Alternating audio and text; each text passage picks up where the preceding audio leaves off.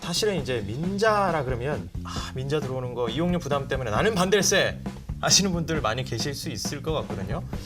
민자도로가 사실 재정도로보다 비쌀 수밖에 없는 이유가 있는데요. 그게 이제 두 가지 이유입니다.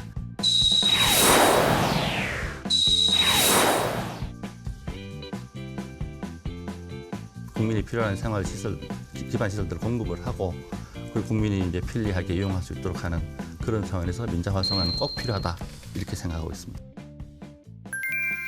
그러면은 이게 이 사회 기반 시설들 건설 유지 관리를 민간과 조금씩 나누자, 민자 사업을 좀 활성화하자, 뭐 이런 얘기들이 또 나오기도 해요. 현실적인 대안이 될 수 있을까요? 정부의 소시 예산이 지속적으로 이제 감소하는 이런 상황에서 노화된 이제 시설물에 대한 정비는 필요하고, 네. 그러니까 이제 재정적으로 이제 한계가 있으니까 이게 정부 예산 대신에 이제 시중에 풍부한 민간 자금을 활용하자. 그리고 노후 인프라 개선에서 더 나가서 재정으로 사업을 추진하게 되면은 이게 뭐 사업 우선순위에 따라서 계속 지연이 되고 이게 모든 시설을 국민이 원하는 어떤 시점에 적게 공급하는 게 한계가 있거든요. 그러다 보니까 이런 민자 사업을 통해서 좀 더 빠른 시일에 이제 국민이 필요한 생활 시설 기반 시설들을 공급을 하고 그리고 국민이 이제 편리하게 이용할 수 있도록 하는 그런 차원에서 민자 활성화는 꼭 필요하다 이렇게 생각하고 있습니다. 자, 물론 이게 뭐 민자로 추진을 하게 되면 훨씬 더 속도도 잘 붙을 거고 적기에 공급이 될 수 있는데 사실은 이제 민자라 그러면 민자 들어오는 거 이용료 부담 때문에 나는 반댈세 하시는 분들 많이 계실 수 있을 것 같거든요. 이 민자 활성화에 대한 뭐 거부감이나 반대 여론들 이 부분에 대해서는 어떻게 생각하십니까? 도입 초기에는 이제 그 미래 수요에 대한 예측에도 한계가 있고 그리고 이제 초기에 민자 유치를 위해서 MRG 제도를 도입했는데요. 그게 최소 운영 수입 보장 제도입니다. 그러다 네. 보니까 좀 정부 재정 지출이 과다했던 측면도 있고 그러다 보니 이제 국민들은 이제 비싼 통행료 그리고 이제 혈세 낭비다 이런 이제 정서적인 거부감이 있었던 게 사실이고요.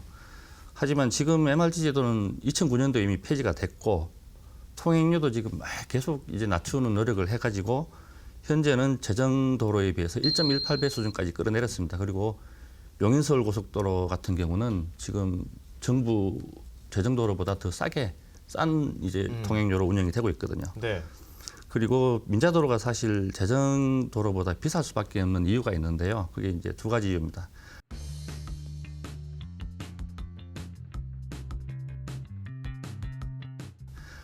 운영 기간하고 이제 부가세 문제인데요. 네.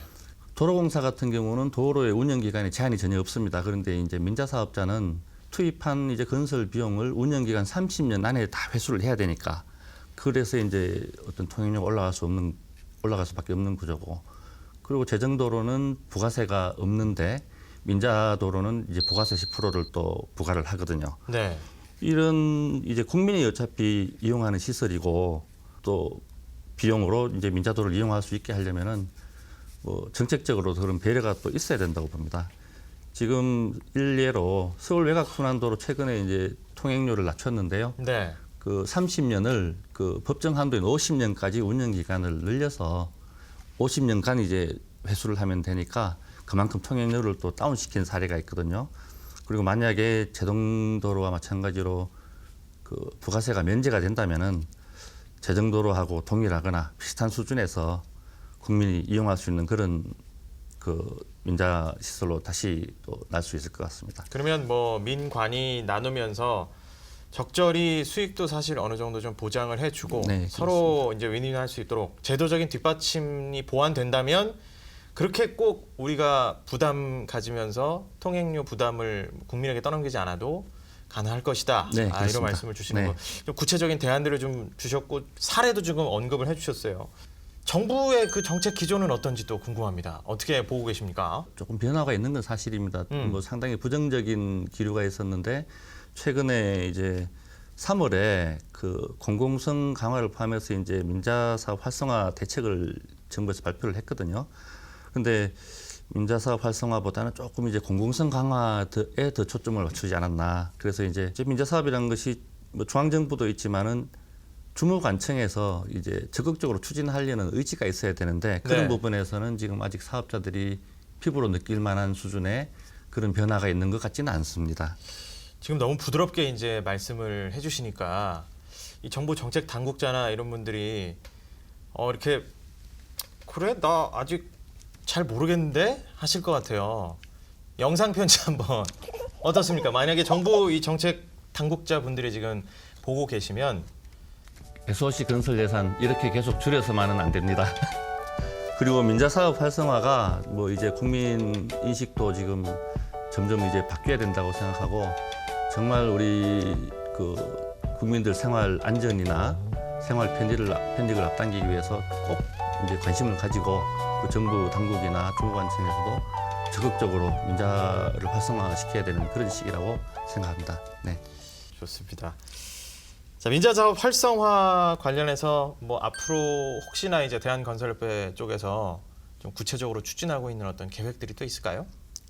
네, 지금 저희들이 가장 문제로 보고 있는 것은 지금 정부가 이제 민자 사업에 대한 시각인데요. 이제 공공성 강화라는 이제 이유로 민간이 제안했던 사업을 이제 재정 사업으로 전환한다든지 그래서 이제 제안하는 민간 사업자 입장에서는 그 정부 제도의 또 시장의 예측성이 지금 낮아지고 그러다 보니까 투자 의욕이나 뭐 어떤 새로운 사업을 발굴하는 의욕이 많이 꺾이고 있거든요. 그래서 네.